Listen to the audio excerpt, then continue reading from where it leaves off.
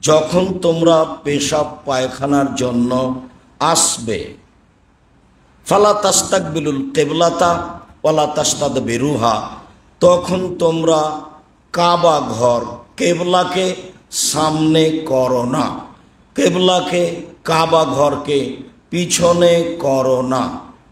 ওয়ালাকিন শাররিকু ওয়া গাররিবু, তবে মদিনাবাসী তোমরা শোনো, তোমাদের থেকে কাবা ঘর উত্তরে রয়েছে, মর্মে তোমরা পশ্চিমমুখী হয়ে বা পূর্বমুখী হয়ে পেশাব পায়খানার কাজ পূর্ণ করতে পারো।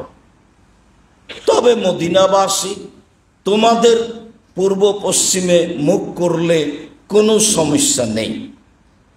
অত্র বুখারী মুসলিমের হাদিসে রাসূল সাল্লাল্লাহু আলাইহি সাল্লাম জোরালোভাবে আদেশ করলেন যে তোমরা কেবলা কাবা ঘরকে পেশাব পায়খানার সময় সামনে বা পিছনে করো না। এখানে একটি কথা অনেক বিদ্বান্তা মেনে নেননি, অনেক বিদ্বান্তা মেনে নিয়েছেন। কথাটি স্পষ্ট থাকা ভালো, যেহেতু কথাটি বুখারী মুসলিমের হাদিস দ্বারা প্রমাণিত। আব্দুল্লাহ ইবনে উমর রাদিয়াল্লাহু তাআলা আনহু বলেন, ইরতাকাইতু ফাওকা বাইতে হাফসা, আমার বোন হাফসার বাড়ির ছাদের উপরে আমি একদা উঠলাম। উমরের ছেলে আব্দুল্লাহ ইবনে উমর রাদিয়াল্লাহু তাআলা আনহু বলেন, আমার বোন হাফসার বাড়ির ছাদের উপরে একদা উঠলাম। ফারাআইতুন নবিয়্য সাল্লাল্লাহু আলাইহি সাল্লাম ইয়াকজি হাজাতাহু মুস্তাকবিরাল কিবলা ও মুস্তাকবিলাশ শাম, দেখি তিনি পেশাব পায়খানার কাজ পূর্ণ করছেন কাবা ঘরকে পিছন দিকে করে আর বাইতুল মুকাদ্দাসকে সামনের দিকে করে। হাদিস বুখারী মুসলিম। তাতে এক শ্রেণীর বিদ্বান বলতে চাইলেন যে পেশাব পায়খানার ঘরটি ঘেরা হোক অথবা ফাঁকা জায়গায় হোক, কোনো সময়তেই তাকে পিছনে বা সামনে রাখা যাবে না। এক শ্রেণীর বিদ্বান বলতে চাইলেন যে ঘেরা জায়গায় করা যায়, প্রমাণে দলিল আছে বুখারী মুসলিম হতে, ফাঁকা জায়গায় করা যায় না। এক শ্রেণীর বিদ্বান বলতে চাইলেন যে সামনের দিকে কখনো করা যাবে না, পিছনের দিকে করা যেতে পারে। আমরা কথা ছোট খাটো হালকা করে দিই। তা হলো কোনো কারণবশত যদি কাবা ঘর সামনে বা পিছনে হয়ে যায়, তাহলে ঘেরা স্থানে হতে পারে, সামনে অন্তরাল আট থাকলে হতে পারে, অন্যথায় ফাঁকা জায়গায় কোনো সময়তেই কাবা ঘর কেবলাকে সামনে ও পিছনে করা যাবে না। সালমান ফারসি রাদিয়াল্লাহু তাআলা আনহু বলেন, নাহানা রাসূলুল্লাহ সাল্লাল্লাহু আলাইহি সাল্লাম আন নাস্তাকবিলাল কিবলাতা লিগায়তিন ওয়া লিবাউলিন, আল্লাহর নবী আমাদেরকে নিষেধ করেছেন পেশাব পায়খানার সময় কেবলাকে কাবা ঘরকে সামনে ও পিছনে করতে নিষেধ। ওয়ান নাস্তানজিয়া বিল ইয়ামিনে, ডান হাত দিয়ে পানি খরচ পবিত্রতার কাজ অর্জন করতে নিষেধ করেছেন। ওয়ান নাস্তানজিয়া বে আকাল্লা মিন সালাসাতি আহজারিন, পানি ছাড়া পবিত্রতা অর্জন করলে 3 ঢেল 3 বার টিস্যু পেপার ব্যবহার করা ছাড়া নিষেধ করেছেন। ঢেল ব্যবহার করলে 3টি করতে হবে। আওয়ান নাস্তানজিয়া বে আজমিন আও রাজি, গোবর দিয়ে আর হাড় হাড্ডি দিয়ে পবিত্রতা অর্জন করতে নিষেধ করেছেন। বুখারী মুসলিম। অত্র হাদিসের প্রথম বাক্য অবগত হয়েছি, কোনো অবস্থায় কেবলা সামনে ও পিছনে করা যাবে না। পরের অংশ, ডান হাতে পানি খরচ পবিত্রতা অর্জন করা যাবে না, ডান হাত মর্মে। আয়েশা রাদিয়াল্লাহু তাআলা আনহা বলেন, কানাত ইয়াদু রাসূলিল্লাহ সাল্লাল্লাহু আলাইহি ওয়াসাল্লাম ইউমনা লিতামিহি ওয়া তাহুরিহি, আল্লাহর নবীর ডান হাত খান ছিল খাদ্যের জন্য আর ভালো পবিত্র কাজের জন্য। ওয়া ইয়াদিহুল ইউসরা, আর বাম হাত খান ছিল লেখালাইহি ওয়া মাকানা মিন আদা, পেশাব পায়খানা থেকে পবিত্রতা অর্জন করার জন্য আর দুনিয়াতে যা কিছু আছে অপবিত্র খারাপ কিছু তা ধরার জন্য বা হাতটি ব্যবহার করার জন্য ছিল আল্লাহর নবীর বাম হাত। আব্দুল্লাহ ইবনে উমর রাদিয়াল্লাহু তাআলা আনহু বলেন, রাসূল সাল্লাল্লাহু আলাইহি ওয়াসাল্লাম বলেছেন, লা ইয়াকুলান্না আহাদুকুম বিশিমালিহি ওয়া লা ইয়াশরাবান্না বিহা, অবশ্যই অবশ্যই তোমাদের কোনো ব্যক্তি যেন বাম হাতে না খায়, বাম হাতে পান না করে, জরুরি ঘোষণা। আয়েশা রাদিয়াল্লাহু তাআলা আনহা বলেন, কানা রাসূলুল্লাহ সাল্লাল্লাহু আলাইহি ওয়াসাল্লাম ইউহিব্বু তায়াম্মুনা ফি শানি কুল্লিহি হাত্তা ফি তুহুরিহি ওয়া তানাজ্জুলিহি ওয়া তানাউলিহি, আল্লাহর নবী সব কাজে ডান ভালোবাসতেন, বিশেষভাবে পবিত্রতা অর্জনে, বিশেষভাবে জুতা স্যান্ডেল পরিধানে, বিশেষভাবে মাথার চুল চিরুনি করাতে। চিরুনি তিনি মাথার ডান দিকে লাগাতেন। তিনি ডানের জুতা আগে পরতেন, বাম পায়ে জুতা পরে পরতেন। তিনি সব কাজে ডান ভালোবাসতেন। একদা পানি পান করার পরে গিলাসটা দিতে চাইলেন অন্যকে পান করার জন্য। ওই সময়ে ডানে ছিলেন, বামে ছিলেন বড় বড় বিদ্বান, ওমর, আবু বকর সিদ্দিক, ডানে ছিল কিছু ছোট ছেলে।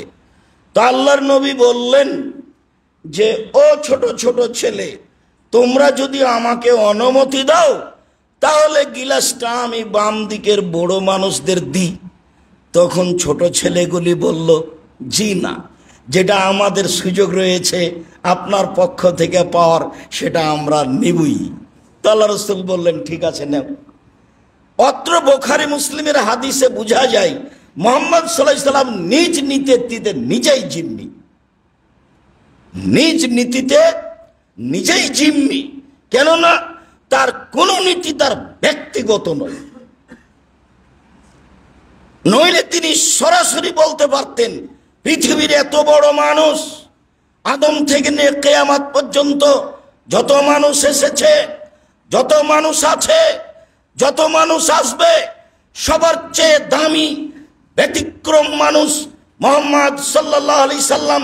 ইচ্ছে করলে বলতে পারতেন, আজ তোমরা ছোট ছেলে ডানে আছে থাকো, আমি বড়দের দিয়ে দিলাম। এই কথা তিনি বলতে পারতেন। এত বড় মানুষকে ছোট ছোট ছেলের কাছে অনুমতি নিতে হবে, উমারের মতো মানুষকে গিলাসটা দিতে? তিনি তার নীতির কাছে নিজেই জিম্মি। যে নীতি উপর থেকে এসেছে সেই নীতি পরিবর্তন করার অধিকার তার হাতে নেই। এটাই প্রমাণ করে বুখারী মুসলিমের হাদিস। আজকে যারা এক ধরনের শিক্ষার নামে শিক্ষিত, তারা বাম হাত ব্যবহার করে খাওয়া ও পান করাতে। অবাক হবেন আপনি, কিয়ামতের সব লক্ষণ হবে আরবীদের মাঝে। Saudi Arab, Kuwait, Qatar, Bahrain, Malaysia, Iraq, Abu Dhabi, Oman, এসব দেশেই সব কিয়ামতের লক্ষণ প্রমাণ পাবে। আমরা কিছু সাহায্য আপনাদের কাছ থেকে নিয়ে গাজাবাসী ফিলিস্তিনিদের মাঝে বিতরণ করছিলাম মিশরের এক ঘরে। আমি তাদের সাহায্য সহযোগিতা দেওয়া আরম্ভ করলাম। মহিলা পুরুষ সবাই বাম হাতে নিতে লাগলো। আমি দেওয়া বন্ধ করে কয়েকটা হাদিস শোনালাম, ডান হাতে নিতে হবে। তাতে বুঝলাম তারা আমার চেয়ে বেশি বুঝেছে। কেন? তারা আরবি ভাষার মানুষ। তারা হাদিসগুলিকে খুব সহজেই স্বাগতম জানালো হাসি মুখে। এবার যখন দিলাম তখন বাম হাতেই নিল আবারও। তার মানে মানুষে বলে মানুষ অভ্যাসের দাস। শিক্ষিত হলে কি হবে, আরবি হলে কি হবে? জন্মসূত্রে বাপ মাকে যেটা দেখছে, তার গতিবিধি আচরণ শিষ্টাচার সে যেটা হয়েছে সেটাই সে পালন করছে। আল্লাহর নবীর আদেশের কথার 5 পয়সা তাকে দাম দিতে হবে সেটা সে প্রয়োজন মনে করে না। ডান হাতেই খেতে হবে, ডান হাতেই পান করতে হবে। পবিত্রতা অর্জন করার কাজ পেশাব পায়খানা থেকে বাম হাতেই করতে হবে, জরুরি ঘোষণা। রাসূল সাল্লাল্লাহু আলাইহি ওয়াসাল্লামের পক্ষ থেকে একাধিক হাদিসে অনুরূপী কথা আসবে, যা দেখা যাবে। আবু হুরায়রা রাদিয়াল্লাহু তাআলা আনহু বলেন, রাসূল সাল্লাল্লাহু আলাইহি ওয়াসাল্লাম বলেছেন, ইযা শারিবা আহাদুকুম ফালায়াতানাফাস ফিল ইনাই, যখন তোমাদের কেউ পানীয় জিনিস পান করবে, চা বা পানি, তখন সেই জন্য তাতে ফুঁক না দেয়। কি রহস্য আমি আর আপনি বুঝি। ফুঁক দিলে কি হবে? তিনি না করে দিলেন, তা দিতে পাবে না।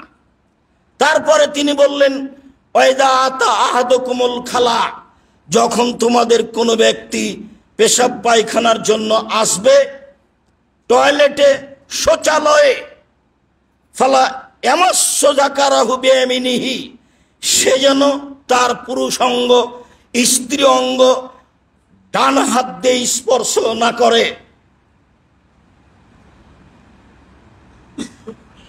তারপরে তিনি বললেন, ওয়ালা ইয়াতামাসসাহু বিয়ামিনিহি, আর সে যেন যখন পবিত্রতা অর্জন করবে, পানি খরচ করবে, তখন সে যেন ডান হাত ব্যবহার না করে, বাম হাত দিয়ে পবিত্রতা অর্জন করে। সব আদেশ, আদেশবাচক শব্দ। এবার আরো অবাক হতে হবে, অবগত হলেই বুঝবো কেমন কথা।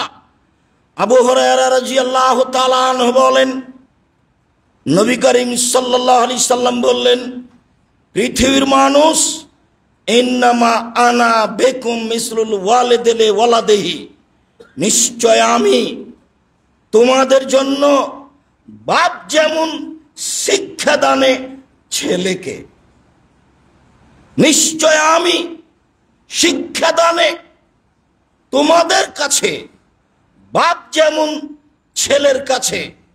মানে ছেলেকে মানুষ করতে হবে শিষ্টাচার দিয়ে, বিদ্যা দিয়ে, তা মূলত পিতার কাজ। সারাদিন পিতা ছেলে মেয়েকে পাহারা দিবে। ছেলে মেয়ে কি করে, কিভাবে কাপড় পরিষ্কার করে, কিভাবে বাড়িতে থাকে, কিভাবে চলে ফিরে, এখানে আল্লাহর নবী পিতাকে পাহারাদার বললেন। অন্য জায়গাতে আল্লাহর নবী মাকে পাহারাদার বলেছেন।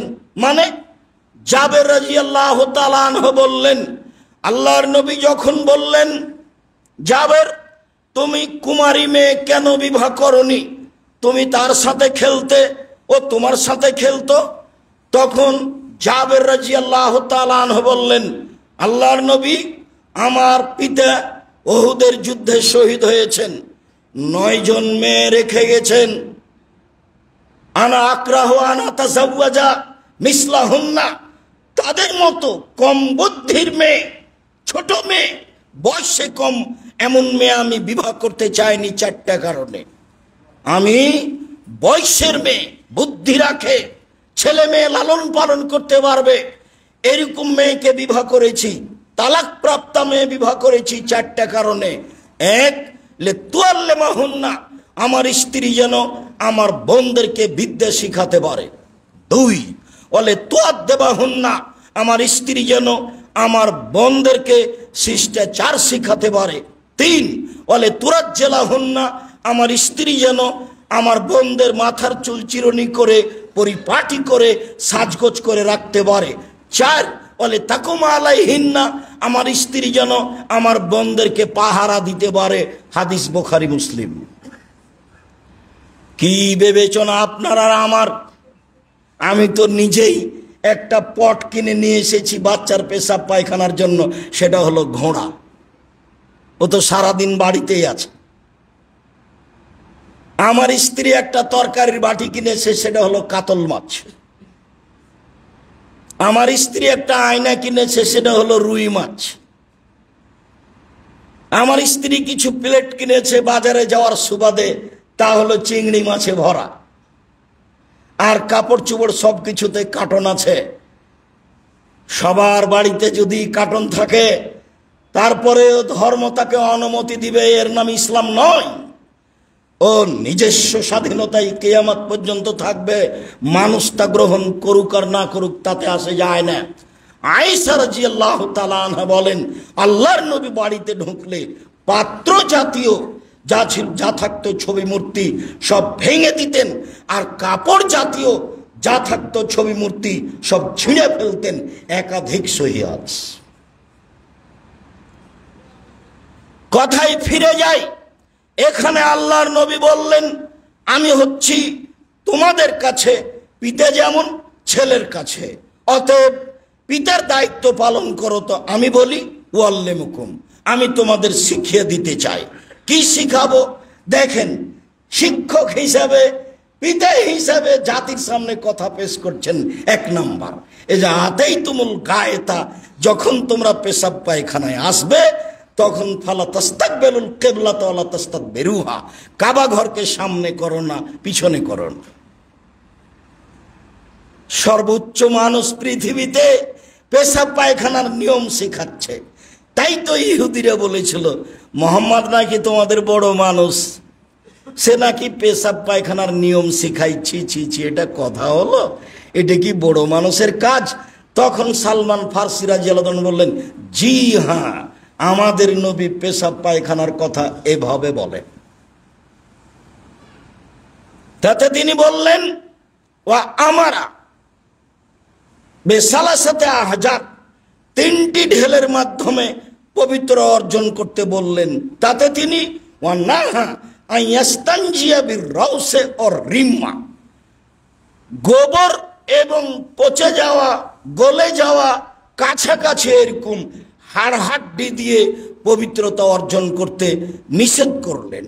তাতে তিনি নিষেধ করলেন, আই ইস্তাতিবার রাজুল বেয়ামিনিহি, মানুষ পবিত্রতা অর্জন করার সময় ডান হাত ব্যবহার করবে, এসব তিনি নিষেধ করলেন। অত্র হাদিসগুলিতে আমরা খুব ভালো বুঝতে পারছি যে পবিত্রতা অর্জন কিভাবে করতে হবে, ডান হাতের কথাটি বুঝেছিলাম। চলেন এবার আমরা একটা কিছু নিয়ম নীতিতে চলে যাই। আমাদের কাছে একটা জিনিস থেকে যাচ্ছে, তা হচ্ছে পানি দিয়ে পবিত্রতা অর্জন করা আর ঢেল টিস্যু পেপার দিয়ে অর্জন করা। আমরা সময়ের গতিতে বলবো ইনশাআল্লাহ। আমরা এখন আপাতত কিছু নিয়মে চলে যাই। আনাস রাদিয়াল্লাহু তাআলা আনহু বলেন, কারণ নবী সাল্লাল্লাহু আলাইহি সাল্লাম ইজা দাখালাল খালা ইয়াকুলু, যখনই তিনি পেশাব পায়খানার জন্য যেতেন তখন তিনি বলতেন, আল্লাহুম্মা ইন্নী আউযু বিকা মিনাল খুবুসি ওয়াল খাবায়েস, আল্লাহ আমি তোমার কাছে আশ্রয় চাচ্ছি অপবিত্র জিন আর অপবিত্র জিন্নি হতে। বুখারী মুসলিম। যায়েদ ইবনে আরকাম রাদিয়াল্লাহু তাআলা আনহু বলেন, নবী করিম সাল্লাল্লাহু আলাইহি ওয়াসাল্লাম বলেছেন, ইন্না হাজিহিল হুসুসু মুহতাজারাতুন, ইন্না হাজিহিল হুসুসা মুহতাজারাতুন। পৃথিবীর মানুষ মনে রেখো, টয়লেট হচ্ছে, শৌচালয় হচ্ছে জিন শয়তান থাকার জায়গা। টয়লেটে শৌচালয়ে জিন শয়তান থাকে।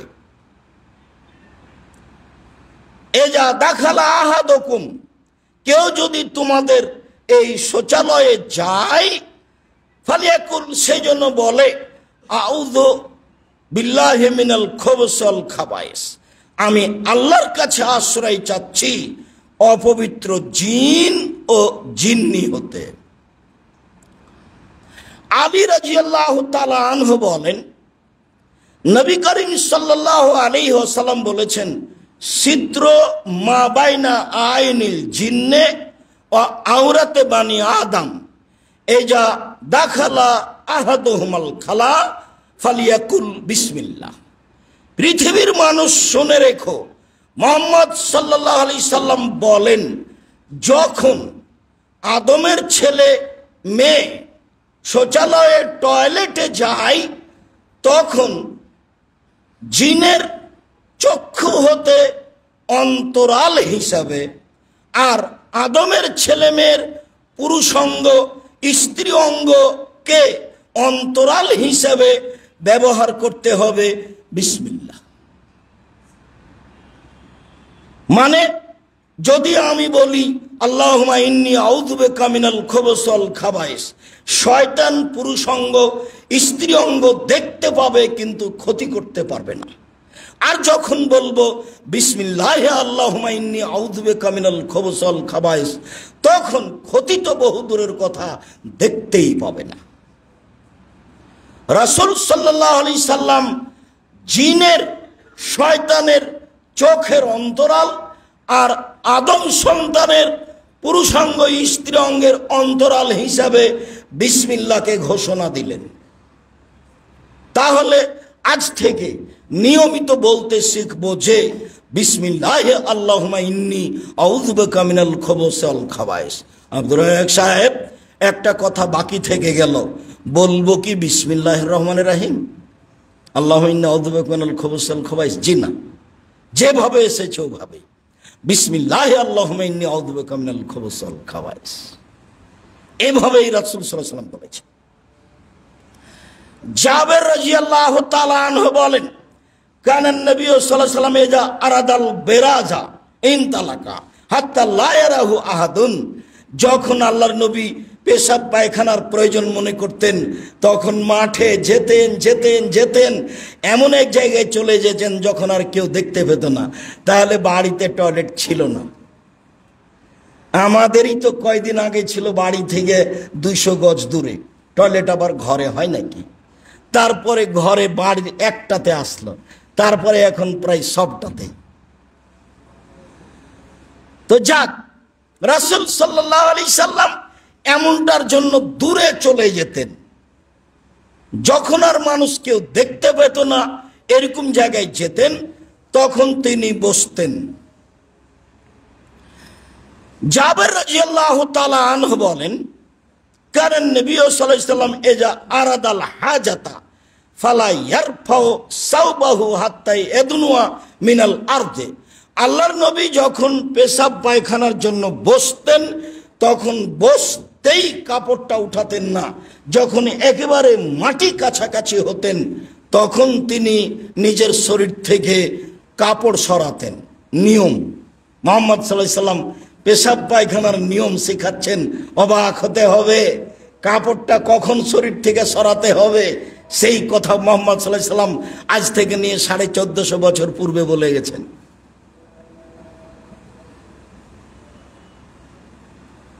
সম্মানিত দিনী ভাই ও বোন, রাসূল সাল্লাল্লাহু আলাইহি সাল্লাম স্ত্রী মিলন সহ পারিবারিক সব কিছু কথা জাতির সামনে পেশ করে গেছেন, যাতে করে জাতি তার পদ্ধতি সব কিছুতে গ্রহণ করতে পারে। মানুষ গ্রহণ করুক আর না করুক, আল্লাহর নবী দিয়ে গেছেন, এ কথাই ঠিক। আবু হুরায়রা রাদিয়াল্লাহু তাআলা আনহু বলেন, রাসূল সাল্লাল্লাহু আলাইহি ওয়াসাল্লাম বলেছেন, এদা আতাইতুমুল গায়েতা আও এদা আতাইতুম মুস্তাহাম্মাকুম, যখন তোমরা তোমাদের টয়লেটে বা গোসলখানায় আসবে, তো ফালা ইয়াকতাসিলু ফিহি ওয়া ইয়াতাওয়াদ্দাউ ফিহি ফালা ইয়াবুলান্না আহাদুকুম, তো গোসলখানায় তোমরা পেশাব করো না। কেন? একটু পরে সেখানেই অজু করবে, একটু পরে সেখানেই গোসল করবে, তাহলে তোমরা গোসলখানায় পেশাব করবে কেন? ফাইনা আম্মাতাল ওয়াসওয়াসা মিনহু, সাধারণত ধারণা ওয়াসওয়াসা এখান থেকে আসতে পারে, আসে। আহারে, পেশাব মনে হয় ছিটে পড়েছে গায়ে, আহা পেশাব মনে হয় এখানে মেঝেতে পড়ে আছে, এদিক ওদিকে দেওয়ালে মনে হয় পেশাব ছিটে আছে, এমনটা হতে পারে। যার কারণে তোমরা গোসলখানাতে পেশাব করো না, যেখানে তোমরা অজু করবে, যেখানে তোমরা গোসল করবে। সম্মানিত দিনী ভাই বোন, এখন তো আমাদের শৌচালয় টয়লেট যেটা, সেটাই হলো গোসলখানা, সেটাই হলো পেশাবখানা, সেটাই হলো পায়খানা, সব কিছুই মনে রাখতে হবে। সেইগুলি ছিল মাটির, পানি ঢেলে দিলেই সহজে পরিষ্কার হওয়ার পথ ছিল না। আর এখন হচ্ছে একেবারে উন্নত মানের, শোয়ার ঘরটা যত ভালো, টয়লেট তার চেয়ে অনেক বেশি ভালো, সবাই চেষ্টা করে। মনে রাখা ভালো হবে, জনৈক ব্যক্তি মসজিদে ঢুকে পেশাব আরম্ভ করলো, সাহাবীগণ তাকে ধমকাতে লাগলেন। আল্লাহর নবী বললেন, থামো, ধমকায়ও না, পেশাব করতে দাও। পেশাব যখন শেষ হলো তখন তিনি বললেন, শোনো, মসজিদ হচ্ছে সলাতের জায়গা, কোরআন তেলাওয়াতের জায়গা, তাসবিহ তাহলিলের জায়গা, পেশাবের জায়গা নয়। তারপরে বললেন, উমর আবু বকর সিদ্দিক, তোমরা পানি নিয়ে এসে পেশাবের উপরে ঢেলে দাও। হাদিস বুখারী মুসলিম। বাঙালি যদি গালি না দেয়, কিছু যদি না বলে, তাহলে অন্তত বলবে, যা যা পানি নিয়ে, পেশাব করলি কেন, পানি নিয়ে এসে ঢেলে দে। আল্লাহর নবী তাকে বললেন, মসজিদ পেশাবের জায়গা নয়, মসজিদ হলো সলাতের জায়গা, মসজিদ হলো কোরআন তেলাওয়াতের জায়গা, মসজিদ হলো তাসবিহ তাহলিলের জায়গা।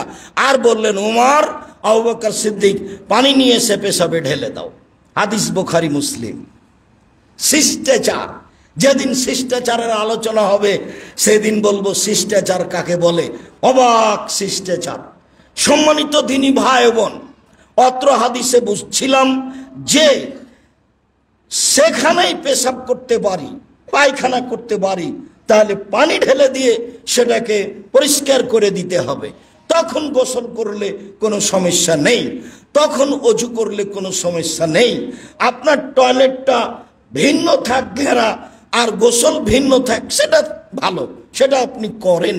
কিন্তু যেখানে পেশাব করেছেন সেখানেই গোসল করতে পারবেন যখন পেশাব করার পরে পানি ঢেলে দিয়েছেন, ধুয়ে গেছে, তখন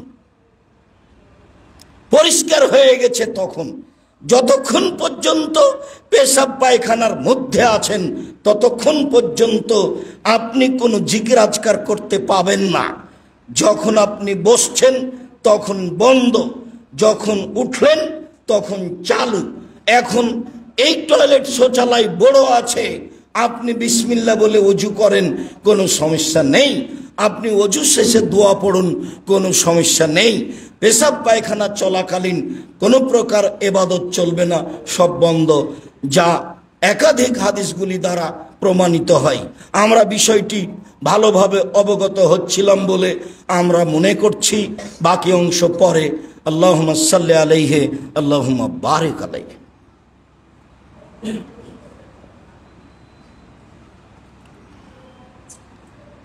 আলহামদুলিল্লাহ ওয়াহদা ওয়াসসালাতু ওয়াসসালামু আলা মান লা নাবিয়্যা বাদা।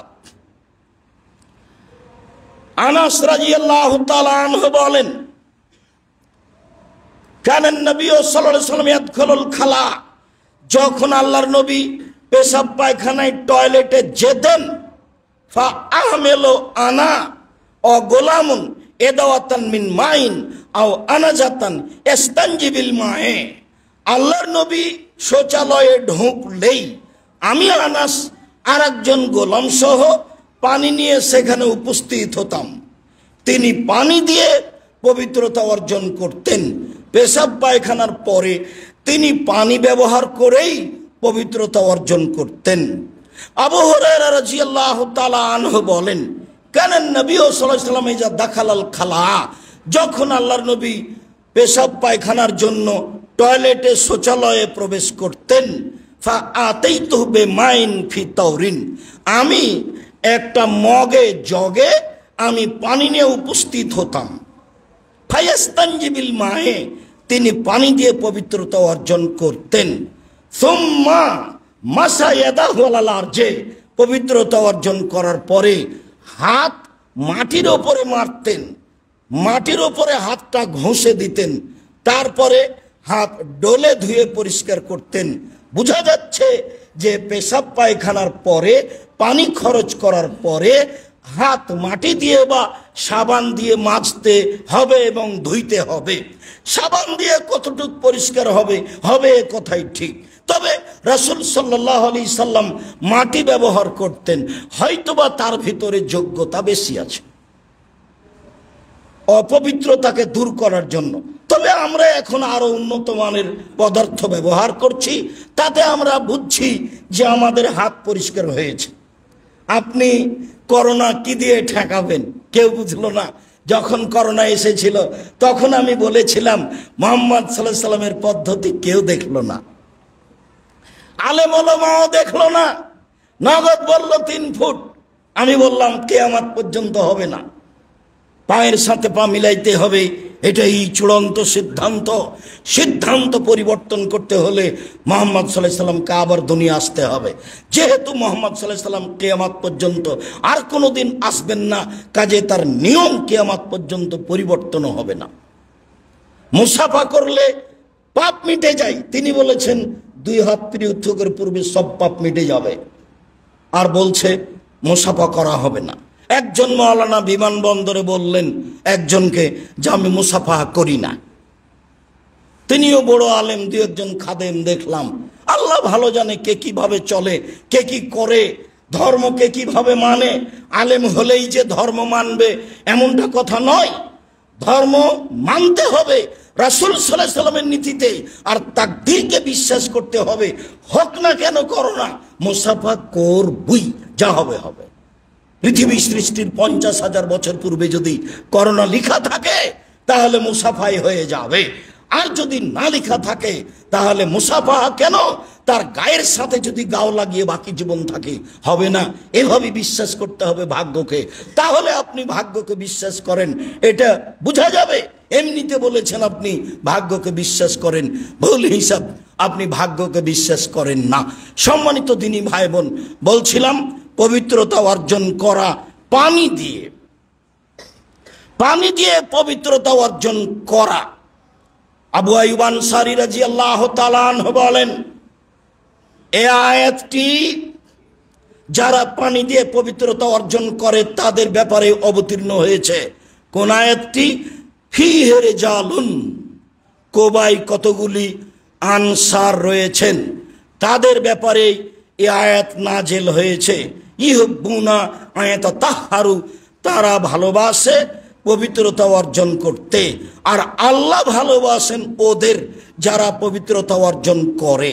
ফাকালা রাসূলুল্লাহ সাল্লাল্লাহু আলাইহি সাল্লাম, ইয়া আহলাল আনসার, ও আনসার সাহাবীগণ, শোনো তোমরা, ইন্নাল্লাহ কাদ আনসা আলাইকুম ফিত তাহুর, তোমাদের পবিত্রতার ব্যাপারে আল্লাহ তাআলা প্রশংসা করেন।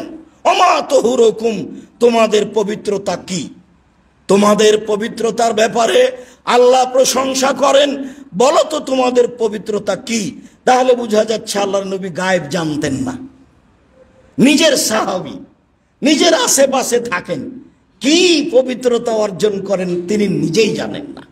জিজ্ঞাসা করছেন তোমাদের পবিত্রতা কি, আল্লাহ কেন তোমাদের প্রশংসা করেন?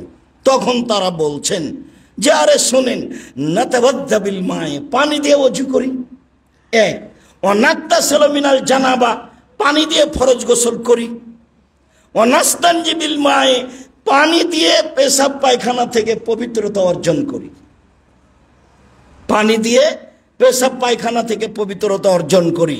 এইটা মনে থাকার কথা। একবার অবগত হয়েছি, আবার হচ্ছি। এক, পানি দিয়ে ওযু করি। দুই, পানি দিয়ে ফরজ গোসল করি। তিন, পানি দিয়ে পেশাব পায়খানার পরে পবিত্রতা অর্জন করি।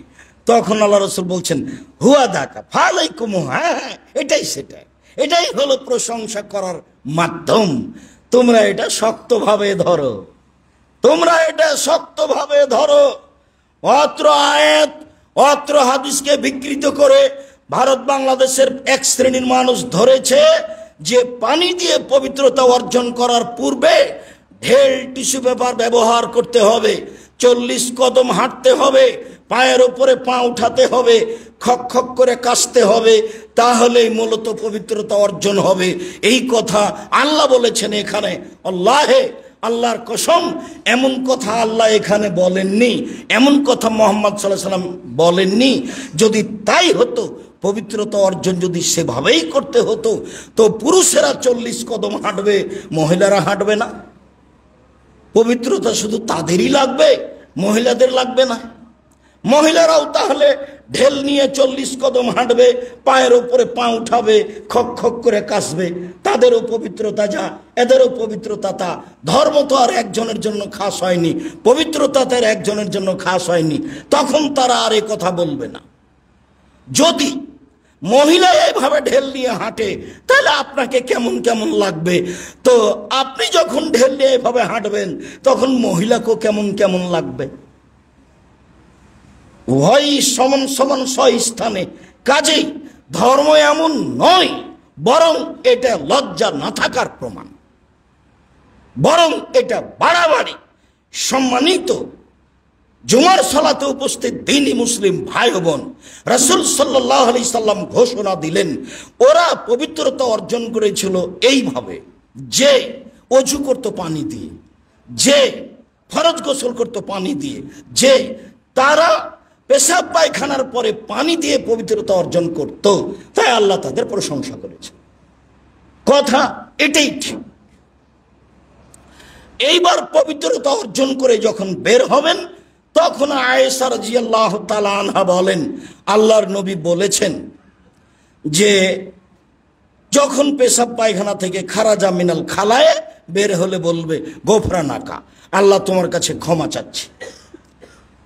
আলহামদুলিল্লাহিল্লাযী আযহাবা আনিল আযা, এ হাদিস ঠিক নয়, এটা চলবে না। এ হাদিস ঠিক নয়, এটা চলবে না। শুধু গোফরানাকা, 3 বার নয়, 1 বার, তোমার কাছে ক্ষমা চাচ্ছি, এটুকুই শেষ। এরপরের অংশে যাই। রাসূল সাল্লাল্লাহু আলাইহি ওয়াসাল্লাম পবিত্রতা অর্জন করার ব্যাপারে যেই কথাগুলি স্পষ্ট করলেন, তার মধ্যে জরুরি কথা থাকলো যে বাম হাতে পবিত্রতা অর্জন করতে হবে।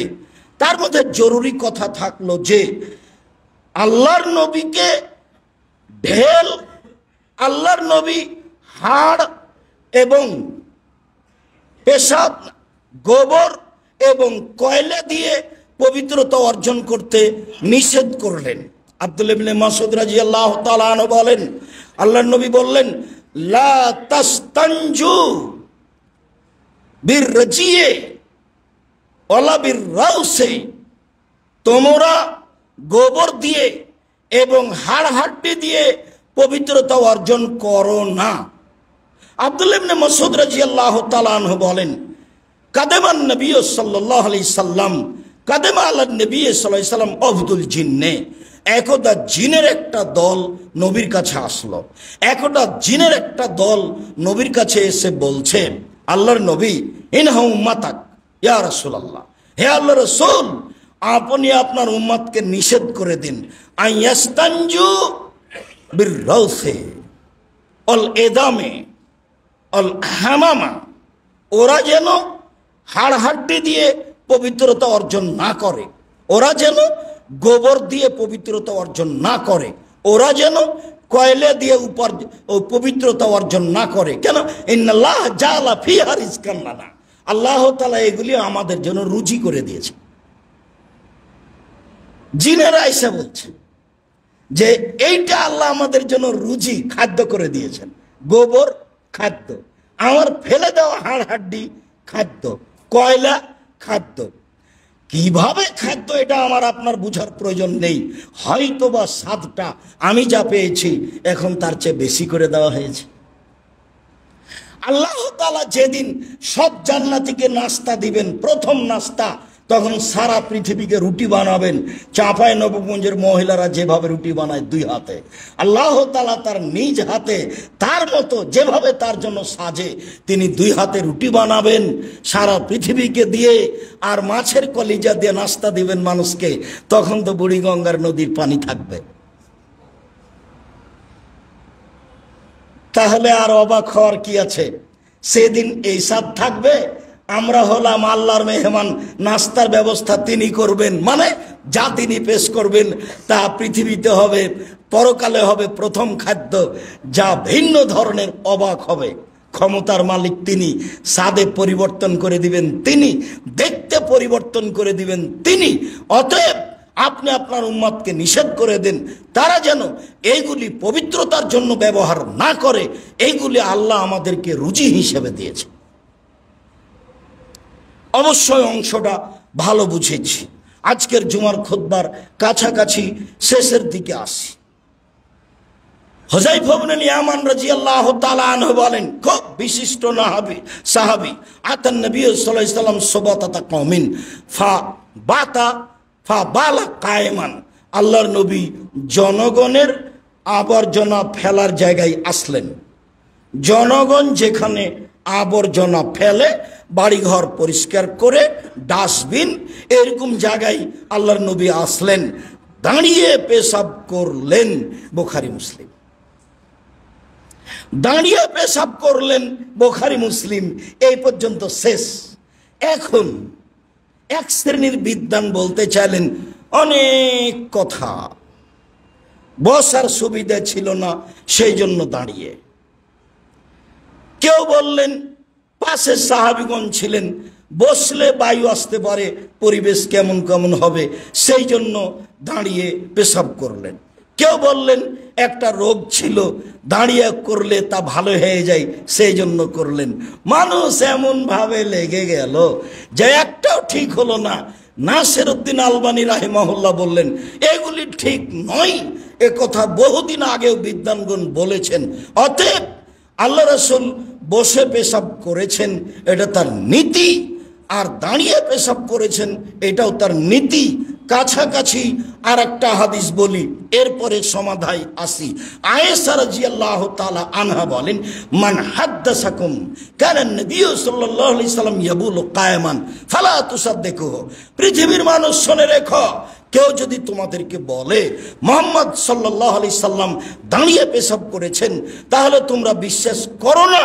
আমি আয়েশা রাদিয়াল্লাহু তাআলা আনহা বলছি, মা কানা নবী সাল্লাল্লাহু আলাইহি সাল্লাম ইয়াবুলু কায়ামান, আল্লাহ রাসূল জিন্দেগিতে কখনো দাঁড়িয়ে পেশাব করেননি। তাহলে মুখামুখি হয়ে গেল। এইটা আবু দাউদের হাদিস, আর আগে যেটা হলো অনুমোদনে, সেটা হলো বুখারী মুসলিমের হাদিস। তখন বিদ্বানগণ বলেছেন বসে পেশাব করা সুন্নাত, প্রয়োজনে দাঁড়িয়ে পেশাব করতে পারে। স্বাভাবিক টয়লেটে দাঁড়িয়ে পেশাব করলে তো পেশাব চতুর্দিকে ছিটে গেছে, আর একজন তার জন্য বসা সেখানে সহজ নয়। তবে মনে রাখতে হবে কোনো প্রকার উত্তরে যেতে হবে না, আঁকা বাঁকা হওয়ার কোনো প্রয়োজন নেই। দুটাই হাদিস স্ব স্থানে সহি। নিয়মিত বসে পেশাব করবেন। যদি অনুকূলে না হয়, পরিস্থিতি পরিবেশ প্রতিকূলে মনে হয়, তখন আপনি দাঁড়িয়ে পেশাব করবেন। দাঁড়িয়ে পেশাব করা জায়েজ মাত্র। সম্মানিত জুমার সালাতে উপস্থিত দ্বীনি মুসলিম ভাই বোন, আমরা পেশাব পায়খানার একটি বিস্তারিত সুন্দর বিবরণ পেশ করছিলাম। যা আপনি নিজেও দেখতে পারেন রিয়াজুস সালেহিনে, যা আপনি নিজেও দেখতে পারেন মেসকাতে, যা আপনি নিজেও দেখতে পারেন আমাদের বই পুস্তকে। এরপরে আমরা আপনাদের সাথে জরুরি কয়েকটি কথা বলি। তার প্রথম কথা হচ্ছে এই, ইনশাআল্লাহ আমরা ধারাবাহিকভাবে বিষয়ভিত্তিক আলোচনা করে যাব অত্র সেন্টারের জুমার সালাতের খুতবাই ইনশাআল্লাহ। তাতে আমাদের আসবে এরপরে মেসক, তারপরে আসবে অজুর পদ্ধতি, যা অজুর পূর্বে লাগে সেগুলো সিরিয়াল স্বাভাবিক থাকবে ইনশাআল্লাহ। তারপরের কথা হলো এই, আজকে মদিনা বিশ্ববিদ্যালয়ের 4 জন টিচার, তারা প্রফেসর মদিনা বিশ্ববিদ্যালয়ের, তারা মদিনা বিশ্ববিদ্যালয়ে তাদের দায়িত্ব পালন করত। আপনাদের জামিয়া সালাফিয়ায় 1 সপ্তাহ থেকে দার্স দিচ্ছিলেন আপনাদের ছেলেদের সামনে, তারা পাঠদান করছিলেন। আজকে আসরের পরে এখানে পাঠদান করবেন তারা, অনুবাদে থাকবে আব্দুল্লাহ। আপনারা বসতে চাইলে নাম রেজিস্ট্রেশন করে বসতে হবে, কেননা সেই হিসাবে থাকবে চেয়ারের ব্যবস্থা। এরপরে যেটা আপনাদের সাথে জরুরি কথা আমার, সেটা হলো এই যে আমি আপনি জামিয়া সালাফিয়ার খুব কাছের মানুষ, আমি অন্তত মনে করি। যদি আপনার অন্তরে কোনো দুর্বলতা থেকে থাকে সেটা আপনার ব্যাপার। আমি জীবন বাজি রেখেই জামিয়া সালাফিয়াকে ভালোবেসেই দিনের কাজ করে যাচ্ছি। এতে আমার ব্যক্তিগত কোনো সুবিধাও নেই। আমি অন্য কিছু করে বাকি সময়টা আমি কাটাতেও চাই না। জামিয়া সালাফিয়ার মাধ্যমেই একে সামনে রেখেই বাকি জীবন কাটাতে চাই, আর এটাকেই পরকালীন বিনিময় হিসাবে ধরে জাতির সামনে বলতে চাই যে এদেশের শিরক মুক্ত প্রতিষ্ঠান জামিয়া সালাফিয়া, বিদআত মুক্ত প্রতিষ্ঠান জামিয়া সালাফিয়া, দলমুক্ত প্রতিষ্ঠান জামিয়া সালাফিয়া, হিংসা মুক্ত প্রতিষ্ঠান জামিয়া সালাফিয়া, নিখুঁতভাবে দিন ধর্ম শিখিয়ে দেওয়ার এদেশের সর্ববৃহৎ প্রতিষ্ঠান জামিয়া সালাফিয়া।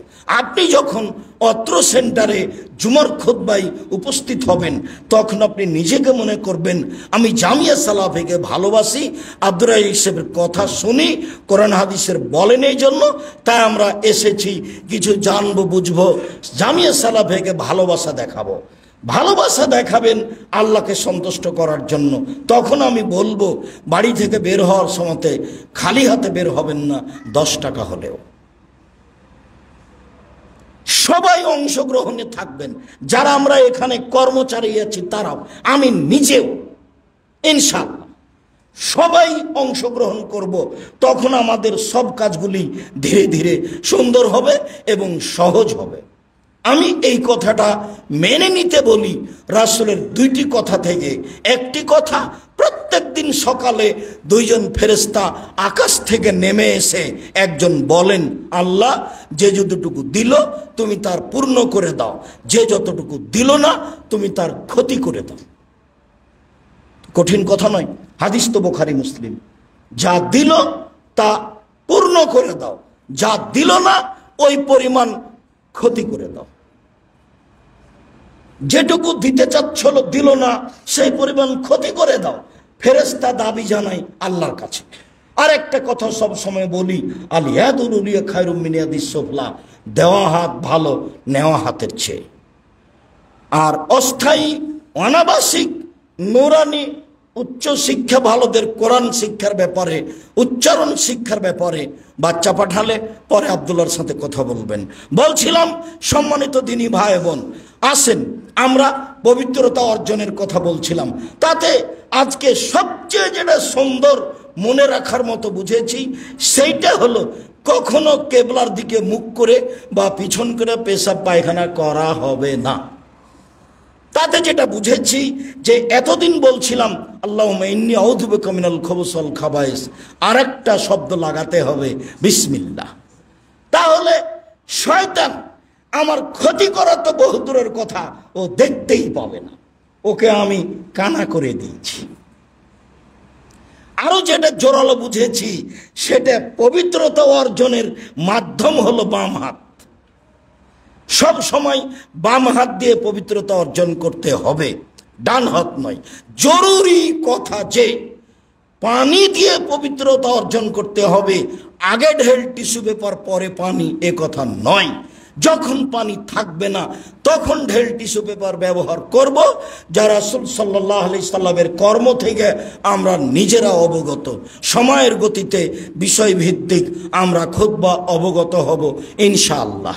আল্লাহ আমাদের যারা মারা গেছে তুমি তাদের কবরের শাস্তি মাফ করো। আমরা যারা অসুস্থ তুমি তাদেরকে আরোগ্য দান করো, আল্লাহুম্মা আমিন। অসুস্থকে সুস্থ করে দাও, আল্লাহুম্মা আমিন। আমরা যারা বেঁচে আছি, আমরা সাধারণ মানুষ, আমরা তোমার দরবারে জুমার খুতবার শেষে জোরালো দাবি জানাচ্ছি, তুমি আমাদেরকে তোমার রাসূলের পদ্ধতিতে বেঁচে থাকার সুযোগ করে দাও। আমাদের কর্মকাজে, ব্যবসা বাণিজ্যে বরকত দাও, নিরাপত্তা দাও, দেশে শান্তি নিরাপত্তা দাও। তুমি আমাদের দাবি দাওয়া কবুল করো। শিক্ষা প্রতিষ্ঠান সঠিক অন্তরে তোমার দরবারে বলছি, তুমি আমাদের এই শিক্ষা প্রতিষ্ঠান কবুল করো। এ দিয়ে এদেশের ছেলে মেয়েকে, আমাদের ছেলে মেয়েকে তোমাকে চিনার, তোমাকে জানার, তোমাকে বুঝার তৌফিক দান করো। তোমার দরবারে এই জোরালো দাবি জানাচ্ছি মর্মে সেই বাক্যটি আবার বলি, বাপ হলো ছেলের কাছে কেমন, আল্লাহ নবী বলছেন, আমি তোমাদের সামনে তোমাদের পিতা যেমন তোমাদের কাছে। তাহলে বর্তমান বাপ ছেলেকে সায়েন্স পড়াবে, সেই জন্য ম্যাট্রিক পরীক্ষার সময় 5 জন শিক্ষক টিচার রেখেছেন। তাহলে বাপ ছেলেকে শিক্ষা দেওয়ার জন্য জীবন বাজি রেখার চেষ্টা করছে, কথা ঠিকই আছে।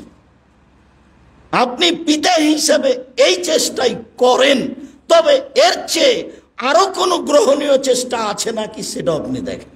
আপনারটা যেন আপনার কাছে পরবর্তীতে ভুল হিসাবে না দাঁড়ায়।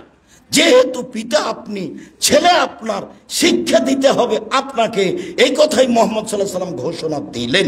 তবে পিতা হিসাবে ছেলে মেয়েকে কেমন শিক্ষা দিবেন, কি শিক্ষা দিবেন, কার নাম শিষ্টাচার, কার নাম নিয়ম নীতি, অবশ্য আপনি নিজে জেনে ছেলে মেয়েকে অবগত করাবেন।